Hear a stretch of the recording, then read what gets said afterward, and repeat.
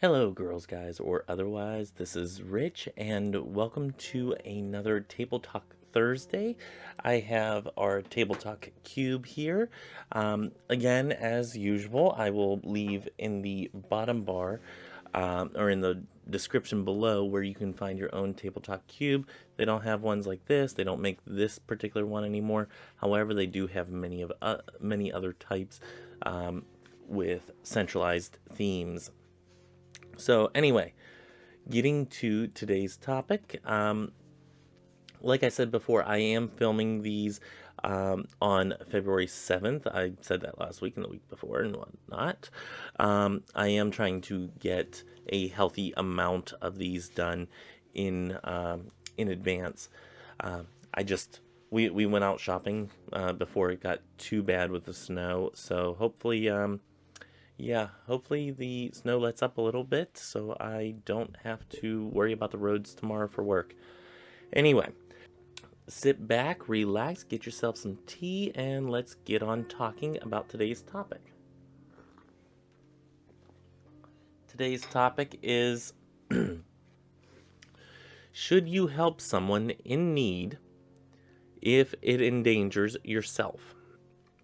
And this is a hard one because there's a part of you that wants to have that self-preservation. You don't want to put yourself in danger.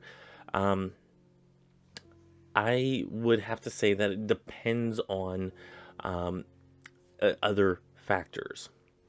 Now, if it is like a wartime situation, that's what I signed up for. That's what I'm willing to do is, go into battle if that is what I'm called to do and that is what needs to happen. So happens that I am in a career field that rarely will ever see combat. We are the mechanics and whatnot for aircraft. So that was never really it was never really something that could be a reality or really come close to being a reality for me. But it is something that I'm willing to do even still if I have to. Now, if it comes down to, hey, am I going to put my vehicle in front of somebody else's so that they don't hit this other vehicle? Am I purposely going to put myself in front of danger in order to protect somebody else? That gets a little bit more sketchy because then you have outside factors. So really what it comes down to is what is the actual situation. In the performance of my duties as a member of the military, yes, I would totally be willing to do that. However, if it's because somebody's being a dumbass, and, you know, yeah, no, not so much. Now, if a car was running in, towards a preschool full of children, and I happen to, have an armored truck or something like that, let's just use this scenario because for some reason that's what's coming into my mind, then yeah, maybe I would put that armored truck in front of that, in the path of that vehicle. But logically thinking, you know, I have things in the way of it. This is a hard one to state whether or not, without any other mitigating factors or any other outside influences that are given in this scenario. Throwing myself in front of somebody that is about to get shot. Like, say we're in a bank robbery situation. These are extreme situations, weird situations that most people would never find themselves in. Doing that to me, depending on the situation, does not seem logical. Because if somebody is robbing a bank, they probably have more than one round, and as soon as they shoot you, they're going to turn around and shoot somebody else. So in that situation, in that scenario, no, it doesn't make any sense. Would I try to come up behind them with a heavy object and bludgeon them so they at least are knocked out or disoriented in order to gain control of said weapon? Yes, I would do that. Um, would that entail putting myself in danger? Um, Possibly. So, I mean, it really depends on the level um, of what I would need to do in order to keep somebody else's life from being in harm, or in order to help them.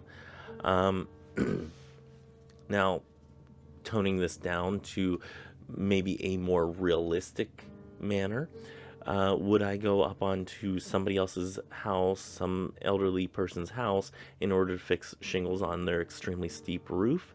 Probably not. I'd be like, dude, you need to call somebody that is a roofer to come out and fix this.